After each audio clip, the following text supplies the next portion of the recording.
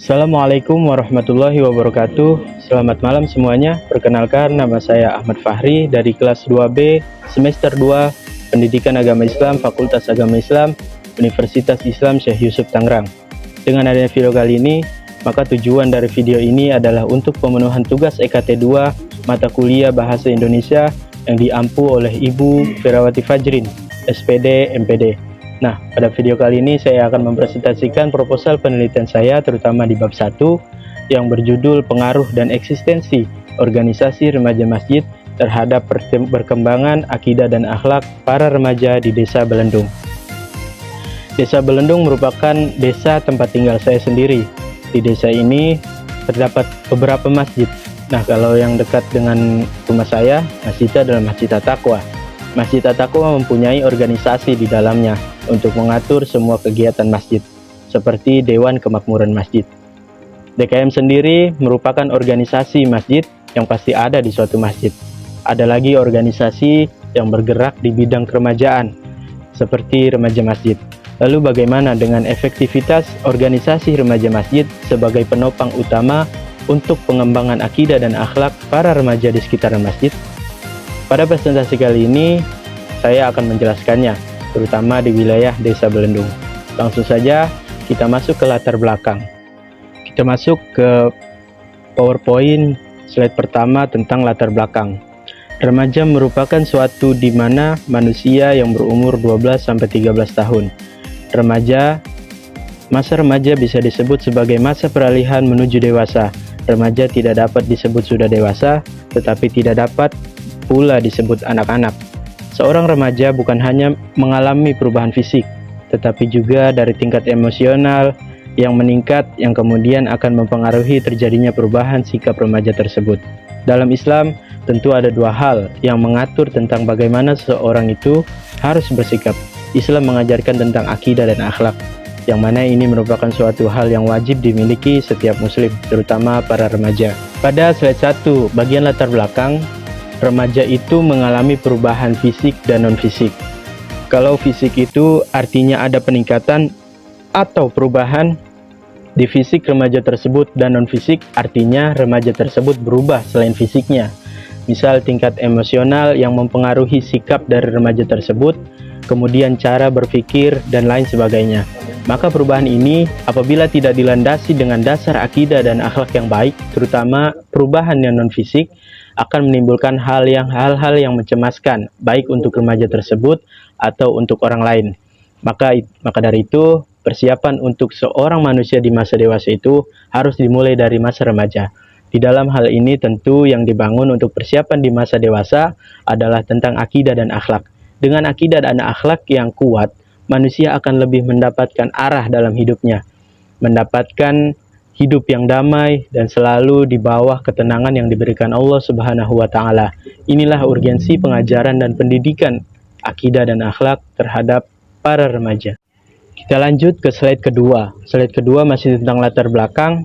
Pendidikan tentang akidah dan akhlak merupakan dua segmen yang sangat signifikan bagi umat Islam dalam pengembangan jiwa para remaja yang identik dengan manusia yang menginginkan kebebasan. Akidah merupakan suatu dasar atau pokok dalam agama Islam. Tentu akidah kita di sini adalah iman kita terhadap 6 perkara yang tercantum dalam rukun iman. Sedangkan akhlak adalah implementasi sikap yang dihasilkan dari akidah. Artinya, dengan akidah yang lurus, maka akan terbentuk juga akhlak yang baik dan lurus. Dalam Islam kita mempunyai suri tauladan yang baik, yakni Rasulullah Shallallahu Alaihi Wasallam. Kita sebagai seorang muslim sudah sepatutnya meneladani sikap-sikap beliau sebagaimana yang telah Allah firmankan dalam Quran surat Al-Ahzab ayat 21, yang artinya sesungguhnya telah ada pada diri Rasulullah itu suri tauladan yang baik bagimu, yaitu bagi orang-orang yang mengharap rahmat Allah dan kedatangan hari kiamat, dan dia banyak menyebut nama Allah Subhanahu wa Ta'ala. Quran surat Al-Ahzab ayat 21. Di slide kedua ini, kita diingatkan kembali tentang suri tauladan yang kita punya. Kita harus mengikuti bagaimana cara beliau bersikap dan mempunyai akhlak. Pentingnya pengenalan akan Rasulnya terhadap para remaja adalah agar para remaja mampu mengenal dan menjadikan Rasulullah sebagai patokan dalam bersikap. Namun sekarang ini masih banyak para remaja yang melenceng dari kesuri tauladannya Rasulullah Shallallahu Alaihi Wasallam. Kasus-kasus yang menimpa para remaja dimulai dari aksi anarkis seperti tawuran, geng motor, dan asusila masih banyak lagi. Dan mirisnya itu terjadi di negara kita yang mayoritasnya merupakan muslim. Yang menjadi faktor pendorong terjadinya ini salah satunya adalah faktor lingkungan dan pendidikan dari remaja tersebut. Lingkungan yang kurang baik akan mempengaruhi seorang remaja karena lingkungan sekitar adalah hal pertama yang memberikan gambaran kehidupan kepada para remaja tersebut. Sedangkan pendidikan adalah faktor lainnya yang juga penting. Bagaimana pendidikan moral terhadap remaja itu membentengi remaja tersebut dari perbuatan-perbuatan yang negatif. Nah, kita lanjut ke slide ketiga dari PPT. Masih tentang latar belakang. Di negara kita saat ini, pendidikan tentang akidah akhlak hanya dibahas secara luas oleh sekolah-sekolah madrasah saja. Karena kalau di sekolah negeri, biasanya pendidikan agama hanya dibahas dalam satu mata pelajaran saja, yakni pendidikan agama Islam atau PAI. Rendahnya kualitas sekolah-sekolah madrasah saat ini, baik dari segi fasilitas maupun kualitas pembelajarannya, menjadi faktor yang cukup berpengaruh terhadap minat para orang tua yang ingin memasukkan anaknya yang sudah memasuki fase remaja ke dalam sekolah madrasah. Pada latar belakang di slide ketiga ini, inilah yang saya katakan bahwa faktor pendidikan itu adalah hal yang sangat berpengaruh kepada para remaja. Di negara kita saat ini, banyak sekolah-sekolah negeri yang kurang memperhatikan kualitas pengajaran, terutama di bidang agama. Hanya satu pelajaran saja yang membahas tentang agama. Padahal, dalam pelajaran agama diajarkan tentang akidah dan akhlak, yang dimana ini merupakan landasan dasar seorang manusia dalam bersikap. Kurangnya minat terhadap madrasah menjadikan orang tua saat ini lebih mau memasukkan anaknya ke dalam sekolah negeri. Lanjut ke slide keempat dari bagian latar belakang. Dengan perbedaan minat itulah yang kemudian mempengaruhi kurangnya kualitas akidah dan akhlak para remaja saat ini. Lalu bagaimana cara mengatasinya? Tidak lain dan tidak bukan adalah dengan pendidikan informal, yakni pendidikan yang dilaksanakan di luar pendidikan resmi. Pendidikan yang dimaksud adalah seperti pengajian, les, bimbel, dan lain-lain. Perkumpulan itu atau perkumpulan tersebut biasanya terdapat dalam sebuah wadah organisasi.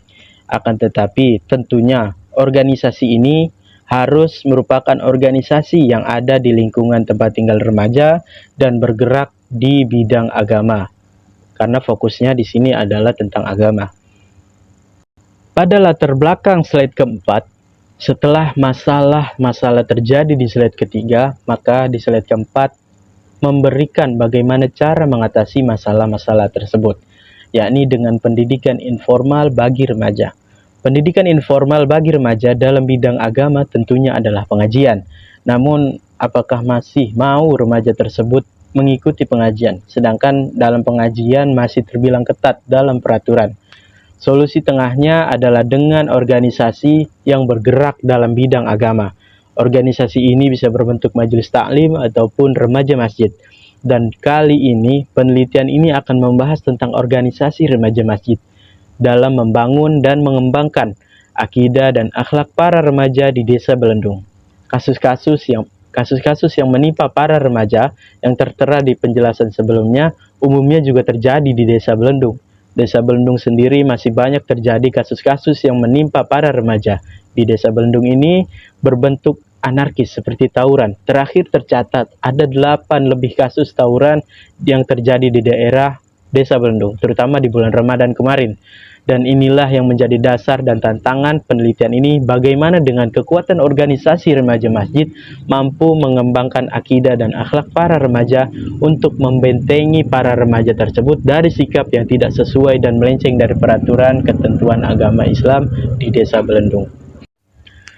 Dari penjelasan yang saya berikan pada bagian latar belakang tadi, maka dapat disimpulkan beberapa identifikasi masalah yang terjadi pada latar belakang. Yang pertama, identifikasi masalahnya adalah kurangnya minat remaja terhadap pendidikan madrasah yang mengharuskan orang tua harus menyiapkan pendidikan informal untuk anaknya yang sudah memulai masuki masa remaja. Yang kedua, sinergi lembaga pendidikan formal dan informal dalam mendidik para remaja untuk meningkatkan kualitas akidah dan akhlak para remaja di Desa Belendung. Yang ketiga, rendahnya kualitas akidah dan akhlak para remaja di Desa Belendung. Dan yang keempat, keefektifan organisasi remaja masjid dalam pembinaan akidah dan akhlak para remaja di Desa Belendung. Dan dari identifikasi masalah yang tadi saya sebutkan, di sini dapat disimpulkan juga beberapa rumusan masalah. Yang pertama, bagaimana remaja masjid di Desa Belendung menarik minat para remaja untuk bergabung dengan organisasi remaja masjid tersebut. Yang kedua, bagaimana cara organisasi remaja masjid bersinergi dengan lembaga pendidikan formal dalam pembinaan dan pengembangan kualitas akidah dan akhlak para remaja. Yang ketiga, bagaimana cara organisasi remaja masjid dalam mengembangkan kualitas akidah dan akhlak para remaja di Desa Belendung. Selanjutnya ada tujuan penelitian. Tujuan penelitian yang pertama itu untuk mengetahui cara organisasi remaja masjid dalam menarik minat para remaja untuk bergabung dengan organisasi remaja masjid. Yang kedua, untuk mengetahui bagaimana organisasi remaja masjid bekerja sama dengan lembaga pendidikan formal dalam pembinaan dan pengembangan kualitas akidah dan akhlak para remaja di Desa Belendung. Yang ketiga, untuk mengetahui cara yang digunakan organisasi remaja masjid untuk mengembangkan kualitas akidah dan akhlak para remaja di Desa Belendung. Lalu juga saya memuat di dalam bab 1 proposal penelitian itu adalah manfaat penelitian. Yang pertama, manfaat penelitian adalah manfaat teoritis. Manfaat teoritis terdiri dari 3. Yang pertama, penelitian ini diharapkan dapat meningkatkan wawasan, informasi, pemikiran, dan ilmu pengetahuan pihak lain, terutama untuk pihak-pihak yang bergerak dalam bidang pendidikan. Yang kedua, penelitian ini juga diharapkan untuk menjadi acuan dan pertimbangan para pihak pendidikan lainnya dalam mengembangkan dan meningkatkan kualitas akidah dan akhlak para remaja atau peserta didik. Dan yang ketiga, dapat dijadikan dasar pertimbangan bagi organisasi remaja masjid wilayah lain dalam tujuan pengembangan kualitas akidah dan akhlak para remaja di wilayahnya masing-masing. Tentang manfaat penelitian. Manfaat yang kedua ini adalah manfaat praktis. Ada 3 juga bagiannya. Yang pertama, bagi penulis, manfaatnya adalah mendapatkan beberapa ilmu baru dan pertimbangan baru dalam dunia pendidikan, khususnya pembinaan akidah dan akhlak para remaja, serta dapat menerapkannya dalam berbagai lembaga pendidikan baik formal, informal, dan non-formal. Yang kedua, manfaat bagi akademik. Dapat menemukan solusi untuk pengembangan dan pembinaan akidah dan akhlak para remaja atau peserta didik dengan bekerja sama dengan berbagai lembaga atau pihak yang berkaitan dengan pendidikan informal maupun non-formal.